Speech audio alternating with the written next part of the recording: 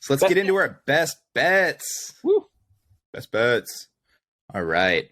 So this one we disagree on, and I'm so excited to talk about this game. I'm taking the Jags -3 against the Giants. You're bullish on the Jags, huh? I am. I'm fading the Giants, to be honest, and the people are agreeing with me. The money's agreeing with me, at least. The people to money spread in this game is plus 18%. So there's 18% more of the money share than there are the people share on the Jags -3. Now, the biggest thing for me on this game is that Trevor Lawrence struggles against cover 2 defenses. Now, he has an 80% success rate when it's all other defensive coverage, but a 50% with cover 2. And the Giants don't play cover 2. It's just they haven't played all year. And this Giants 5-1 win total is so inflated. The Giants have trailed in the fourth quarter pretty much every game they've won. It was 20-10 against the Ravens. They've it out. Yeah, they're getting lucky. Let's be honest here. They're getting lucky. They are fighting for it at the end. Yeah. And teams haven't been closing, but I think the only win that was impressive for me was the Packers win, and that one, the Packers are just imploding. We'll talk more about this, but they can't get their wide receivers going. You know, their middle of the field short passes are the only thing that's working for them, and their running back play is just leaves a lot to be desired. So I think that win was not against the same Packers that we're used to. And the Giants shouldn't be 5-1 in all honesty, had they played, similarly. And that was a London game as well. So they had the travel and there can be excuses made for Green Bay's play. Definitely. Definitely. Yeah. And then a magic show, if you will. Exactly. Yeah. Dable behind the curtain. And let's be honest here. The only good player, we can make a case for Wan'Dale, but the only reason these guys have won any games is because of Saquon Barkley. Yeah. And he's going to be facing the 9th rated run defense, DVOA, which is defense adjusted value over average. So it's this metric that takes a lot of things into account. It takes in, say it's 3rd and 5, a 4-yard rush won't be as good as a 4-yard rush on first down. Whereas like a 3rd and 3, if you get a 3-yard rush, it's worth more than if you get a 3-yard rush on first down. So it's a really interesting metric that I like to use. I'm going to be using it a lot more as we go forward. But I'm seeing they're going to be facing a stiff defense. And I think if Saquon stopped, I don't think it can just be the Wan'Dale show, because I don't trust Danny Dimes. He's going to throw picks. He's going to fumble the ball. Like, he's been getting better with fumbles, but he doesn't protect the ball, and that's what loses games in the NFL is turnovers. So I think the Jags will force a turnover here. I think that they've had some tough luck the last couple games. They weren't like their worst loss. They didn't have Christian Kirk, for example. So I really see the Jags kind of running away with this. As far as, their preferences, they're, 17th DVOA in rushing and 8th DVOA in passing. So they're a much better passing team. The Giants are, you think they have this great rushing game, but it's only 11th DVOA. And, somehow, surprisingly, they have 12th DVOA passing, which I don't think that translates into reality, to be honest. So, the Jaguars are pretty good against the pass too. They're top half of the league against the pass. And the Giants are basically, 28th in the league against the run and 20th in the league against the pass. So Jacksonville is going to be able to run the ball. They're going to be able to get Etienne and Robinson going here. And I think they're going to shut down Saquon. So and then basically, let me just throw one more thing in here. Sorry, I'm kind of rambling on here. Right on. But the big loss, that if you look at the Jags box scores, you'll see that they lost to the Texans by a touchdown. And it was, that's you see that and you're like, oh, Jacksonville's a bad team. They lose to the Texans. But historically, the Texans have had the Jags number. The Texans have won 9 of the last 10 against Jacksonville Jaguars. So I am throwing that game out of consideration in my mind. And, you know, they didn't have Christian Kirk in that game, and Marvin Jones was the number one receiver. So the only reason Texans even won that game was a really bad roughing the passer call that was like after the play was over. I mean, the call was good. It was stupid of the Jags to do that, but that's what kept the drive going and let the Texans win. So I think the Jags are underrated and the Giants are overrated. That's pretty much what it's at here. So what's your argument for the Giants? Oh man, my argument for the Giants is Saquon's amazing. He is flashing and looks great, and I don't see Jacksonville's defense shutting him down. So that's like, okay, +1, right? And then Danny Nichols, Danny Dimes, Danny Dickles, whatever we want to call him, he's been playing better this year. It's not as bad, and when they're winning, you know, he looks better. Who's a better quarterback in your eyes, Danny Dimes or Trevor Lawrence? I really want to say Trevor Lawrence, but he's super disappointing for me right now. I thought he was going to take a big step forward this year, and he isn't. And when you combine that with a losing record, it just, my confidence level is lower. You know, even the games that Christian Kirk is playing in, it's like, you know, he's obviously talented. He's obviously the number one wide receiver, but he's not getting the ball. And I don't understand why. I'm impressed with Robinson and the way they've started using ETN. I think ETN can be the X factor in the game if they're able to get the ball to him in passing situations, and if he can cut open the field, cut across the middle. Yeah, it's possible that they could win. Now, I don't have the confidence to say that the Jags are going to beat him by a field goal. And that's my problem, is like Saquon's too good and is playing so good that I think the 5-1 team in this situation is going to end up keep rolling. Or it's going to come down to an alternative. I think there's an alternative tack that we can take here. Instead of doing seeing as the Giants have been down the fourth quarter every time, just take the Jags first half. You know, take the money line or take the spread. The spread will be less than 3. I'll guarantee you that. So if we expect the Giants to keep playing, I think we can find a middle ground here and say Jags first half. Yes, I will agree with that. Yeah, for sure. So yeah, I'm going to change this best bet to Jags first half. Take the spread or the money line. Probably sprinkle a little bit of both. Or you can go with Logan's original take, or if you have confidence in New York Giants, I mean, they've surprised the heck out of us. I think that's what Vegas is taking advantage of here, this +3. I think so too. Yeah. I think they're really trying to. I mean, the people are on. They're like, oh, the Giants are finally good. Let's put some money on it. There's legalized sports betting in New York. Let's get that money. Mm-hmm. You're going to be disappointed this week, Giants fans. Sorry to tell you. But I'll tell you who's not going to be disappointed this week. People on the Detroit spread. We've got Detroit +6.5. It was +7, which would have been sweet to get. But it's +6.5 versus Dallas. Now, this one is, you know, the money is very clearly on Detroit's side here. We've got 86% of the money and 51% of the people. So that's a really sweet spot for the Lions. Now, Detroit's coming off a bye. They're well rested, and historically, like this entire season, they've been fighting. They've been fighting the game to either a win, well, they're one win, or to bring the game within one score. Pretty much every time, except for that last game against the Pats.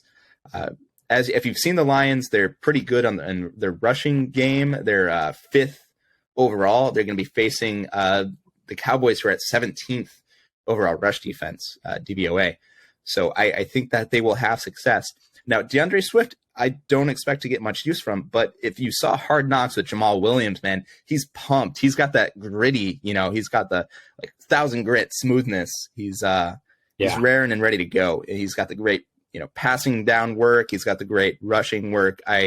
We'll see some Craig Reynolds here. Maybe 5 to 10 touches for DeAndre Swift, and they'll probably limit him there. But I really think that Detroit's going to fight on this one. But the biggest story of this game, and the bet that this game is really on, is Dak back. Is that thumb going to hold up? We keep on seeing this injury where there's a broken finger, and the first few games back, like especially if you saw Russell Wilson last year, they're just not the same. They're not getting the ball down the field right. They're not, there's some lack of confidence or lack of spin. It's just not going the way they expect. And Dak threw about 1 interception per game last year, and I highly expect at least 1 interception to be thrown this year, or this game. Sorry. So I think that's going to be the difference here this year. Yeah, he's already thrown 1 this year in his 1 game. That's a lock. Yeah. That's a bull versus bear guarantee.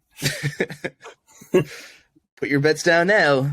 That's right. 1 interception in the year for Dak Prescott. Minus 10 million. All right. But yeah, so I'm expecting, a heavy run game for the Lions. I think they'll keep it close. I think that even if the Cowboys get off to a lead, the Lions will fight back. The Dallas has a great rushing defense too. They're just behind the Lions with the 6th rated DVOA rushing game. Mm-hmm. But their passing down DVOA is kind of nebulous. It's like 21st, but that's without Dak mostly. And they're facing an absolute Swiss cheese defense here. Let's be real. 31st against the run, 32nd against the pass. It's bad. It's really bad. Pretty sweet. I'm sorry, Lions, but Jesus, just get it together. Get your defense together. Just get it together. Holy crap. Yeah, but I don't think you need a good defense to catch lobbed balls that don't have any spin on them. So I'm taking the Lions here, plus 6.5, throwing a parlay for an interception just for kicks and giggles. And I think that Dak's not quite back. Yeah. I was leaning toward Detroit when it was 7. For sure. 6.5 doesn't really change that much in my mind. I think they're able to keep games close because Jared Goff has been playing so well. Amon-Ra St. Brown will be back. I struggle to see this game being more than a 3-point game. Yep. I've got a good stat for Goff here. Goff was one of the highest rated quarterbacks against the blitz last year. It was third best in completion rates against blitz. Now, while Dallas doesn't blitz that much, they've got the 9th highest pressure rate and the most sacks in the league. So I expect Goff to respond well to pressure in the situation and kind of, negate some of that defensive power.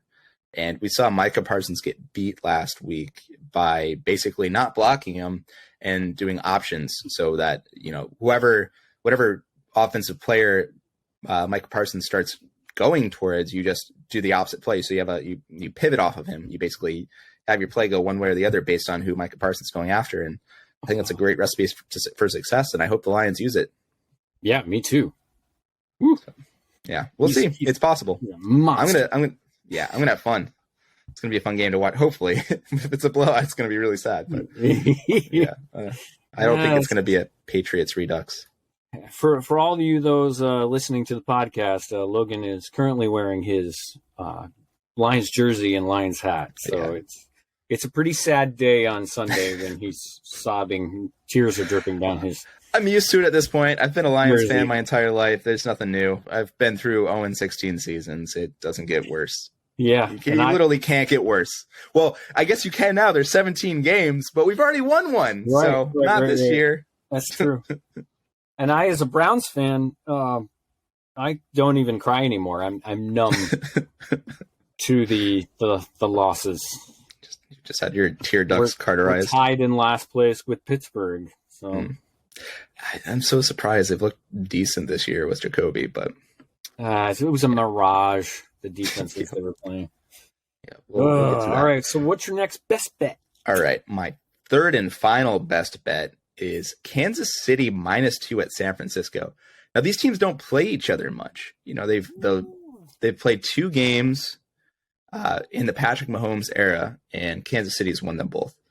Now, the biggest thing with Kansas City spreads for me is when it's around a touchdown or more, Kansas City really struggles to cover. For some reason, they don't cover that. They don't show up for some reason. But when it's this low 2-point, they seem to cover a lot of those spreads. So the biggest thing this comes down to is just firepower, because Kansas City is number 2 in pass DVOA, and you know they're really not great. 19th rushing DVOA. You have to rely on like Clyde Edwards-Helaire and Pacheco and McKinnon. So it's kind of a 3-headed back. But San Francisco's, I mean, it's they complement each other great for Kansas City, at least. San Francisco's number 1 rush DVOA. So I don't even think they're going to run the ball. They're not going to rely on it. They're a respectable 7th pass DVOA defense as well. So I expect Mahomes to really, he can adapt. He's gotten better at playing against cover 2 defenses. There's many more short balls. I think Juju Smith-Schuster was used amazingly last game. I think it was a 22-point fantasy point game, and Juju's a great slot, really close to the line of scrimmage passing work, which is what they excel in. I think Bosa's back this week. I'm not sure, he was out last week. But surprisingly, San Francisco is number 7th in pass DVOA. Is 17th or 7th as pass DVOA. They're passing the ball great, but this does not reflect Jimmy Garoppolo. This is much more a reflection of his receivers getting yards after catch. I mean, Debo and Ayuk are just dominating in Yak. Like it's crazy. So I think this is an inflated stat that I do not trust, and I do not give Jimmy Garoppolo credit for. Their rushing game, it's usually their bread and butter. They're 26th in the league. Like, what's going on? Hopefully McCaffrey changes that. That's why they made this big change. It's because Jeff Wilson isn't as explosive as Elijah Mitchell was. Yep, he's not getting it done. No. Kansas City's defense is not great. They're 28th against the pass, 13th against the rush. So I don't expect San Francisco to have much success rushing the ball this week. And I think it's just going to be a shootout. And who are you going to take in a shootout? Jimmy G or Patrick Mahomes? Yeah. So Jimmy. Yeah.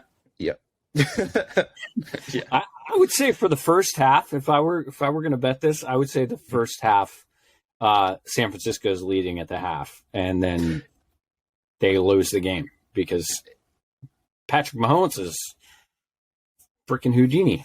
Exactly. And it's a home game for San Francisco too, so they'll have that advantage.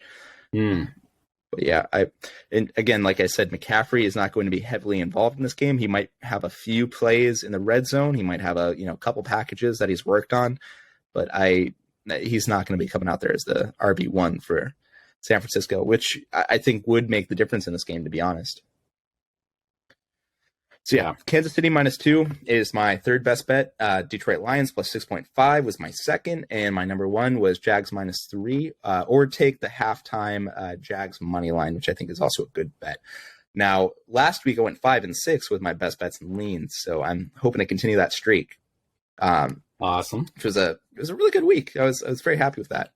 Made some good money. So do you have any more best bets to add, Neil? Well, yeah, I have three inklings. Let's say that I kind of feel like one of them's a best bet, and 2 of them are leans. So let's go with that. My best bet is Washington Commanders. What? Plus 5. I don't know. 4.5. It's 4.5 now. It's 4.5 now. Never mind. At 5.5, I was feeling pretty confident that they were going to actually show out with Heineke. Honestly, there's not much of a difference point wise, like percentage wise, of 4.5 versus 5.5. It's like 6 and 3 that are the real big numbers there. So to me, this doesn't change too much. It does reflect that the sports books are afraid of this. So maybe that's something on your side here to talk about. But so what does this come down to for you? Is Green Bay just a shadow of themselves? Yeah, the ineptitude of the Green Bay offense. They're in a downward spiral, and I don't see them getting out of it. I think Washington's defense is going to affect their running backs, and I don't trust. It's so weird to say. I don't trust that Aaron Rodgers is going to make this happen. And I thought Rodgers was the one with trust issues here. Yeah, right. I think Brian Robinson is going to get it going this week against Green Bay, and I think it's going to be close. Yeah, I want to say I do like Tyler Heineke. He's not a great quarterback. He's serviceable, and I think he's for a backup quarterback. And this has been the year of the backup quarterbacks, so I think he will be more than serviceable. Will be able to support an offense. And I think he'll finally get Terry McLaurin involved, and I think that'll be a big difference maker. Yeah, Terry McLaurin is going to eat this week. Yep. He's almost been ignored by Wentz, it feels like, whereas Heineke can rely on him. We're not going to have Jahan Dotson out there, I don't believe. Throwing Curtis Samuel might be. Curtis Samuel, yeah. I think this they go back to their bread and butter, which has been the running game, and with Antonio Gibson, they have been able to get it going. But now they've got Brian Robinson out there, so yeah, they've got I think they'll stay in it. Maybe they'll get an early lead and be able to run this thing out. Because if you make Rodgers pass, it's been a struggle. He doesn't have Watson. He's got to get Dubs, and that connection's been iffy at best. And he doesn't have his safety blanket, Cobb, Randall Cobb. For some reason, I keep imagining the Peanuts, where the little Linus, when he's got his thumb in the blanket. The blanket's Randall Cobb, and I'm more seeing like Charlie Brown going for the football, and it's like Aaron Rodgers going to throw a touchdown, and it's just taken away from him. Like Christian Watson drops the ball, Romeo Dubs, not even close. Right. Yeah, but. Yeah, I'm not trusting the Packers until I see it, so I think this is a decent bet. I do hate the Commanders, though. In general, I think it's a bad team. I like the coach. I don't like the coaches that he's hired. I don't think there's a great rapport with the locker room there. Right. It seems like the team isn't very motivated. If I want to kind of, they don't have grit like the Lions do. Like you can be bad and still, have grit and play for a win and like play from behind. But it seems like the commies are just like phoning it in some games. So for some reason, I have confidence this week that they're going to make this happen. So, okay. Yeah. I think it's a good lean. It's a solid lean. Cool. I think we disagree on this next lean though. And that is the Bengals. I have Bengals minus 6.5 versus the Falcons. So, and the line has changed. It's better for me. Yep. I was taking Atlanta +6. Wow. I gave you the hook now. Wow. I mean, Mariota was offensive player of the week last week. I feel like. But who's he passing the ball to? Olamide Zaccheaus was the number one receiver last week. Yeah. Three receptions for Pitts, 3 receptions for Drake London. Right. I think it was 4 for spreading everything Olamide out. Yeah. You know what the Falcons' bread and butter has been? They're number 1 DVOA in rushing.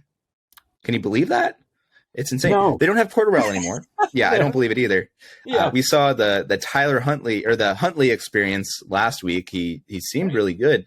The thing was they had 31 rushes, 31 carries for 110 yards. That was a really inefficient week for them without Cordarrelle. So I don't know if the split backfield is going to be able to do it, but they're facing the number 8 rushing defense. So it'll be interesting to see I if the really Bengals can do want it. the Bengals to be on fire. Like, it was Yeah. so exciting to watch that last year. Like, that's what I'm really hoping for, Mm-hmm. but it's not happening. Like, It happened last week. Well, I mean, we had a glimmer. Okay, it was still like a challenging game for them. 2 touchdowns, over 100 yards between Burrow and his number 1, Mr. Jamar Chase. Right, and that was the first time all season that he's, popped his head out of the sand and said, Burrow is a streaker, man. He's running on that field with no clothes. He is streaky as hell. You check his underwear, there's streaks everywhere. Dude, the dude is he's not consistent, but he goes on tears. And I think he just started one. So I think that this Chase connection is real. I think T. Higgins is a little bit more healthy this week. I think that Boyd is still they've got a great wide receiving core. Yeah. Mixon, I don't understand what they're doing with Pirine, but they're going to him over and over and over and over again. I don't passing. Is something wrong with Mixon? Like, I think they're just trying to limit his usage. They used him so much last year that it was, it's taken a toll. So I think they're trying to conserve him for the late season to keep him healthy. I did pick up Samaje Perine in Dynasty because I have Mixon, and I think he's a great handcuff to have here. But I think the Falcons are going to struggle. That game that they almost won against Tampa Bay, except for the Tom Brady didn't tuck him in at night, roughing the passer call, which they probably would have won. I still think it was against a depleted defense, just an awful offensive line. So I'm not really counting that as much in their favor. I just, another thing is the Falcons have been 6-0 against the spread this year. So that's something on your side. And, the last 14 games, Bengals have been 12-2. So it's definitely a head-to-head meeting of some strong teams. But, my gut says Burrow is going to continue the streak. That's what this bet is on. And that Atlanta is, it should be if this was the first game of the season, it would be a -10 spread. It's definitely an undertake or like a underdog take, Yeah. I can't qualify it if that makes sense. I can't give you hard data here. This is a gut call. And I know you think Bengals are going to be playing good, and I hope for that. Like, I think they're super exciting team when they're rocking. I just was really impressed by what the Falcons have been doing. Like, it hasn't just been 1 week. But you just look at those stat lines for their wide receivers, and I don't see how they're 13th pass DVOA. I think London gets more. I mean, Pitts is just. There's nothing to rely on there, but I think London has a better game. Drake. We'll see. We'll see. Maybe they'll finally use Pitts like he should be used, but not expecting it. So what are your other? You've got 2 other leans. Let's hear them. Well, that was one of them. Okay, so let's get your last lean. The last lean was. I always struggle betting for my Browns, but they're playing the Ravens. Last I looked, the line was 6.5. Yep, still is. Plus 6.5 for the Browns, minus 6.5 for the Baltimore. And I think if they can get the running game going and get a lead in the beginning, that this is going to be a close game. Yep. I mean, Lamar Jackson is a one-man team, but that doesn't mean that they're going to lose. The Browns defense is better this year. I know the Ravens defense has just started getting going, and they're looking better. Peters has been looking a lot better. If they're able to shut down the run, the Browns will have no chance. But I don't see that happening. People have said that Kareem Hunt is not a good play this week, and I disagree. I disagree. I think they'll be playing from behind, and to me, it comes down to the Ravens' fourth quarter performances, and they've had leads in almost every fourth quarter and lost them. Like almost every game they've had a lead going into the fourth quarter and lost it.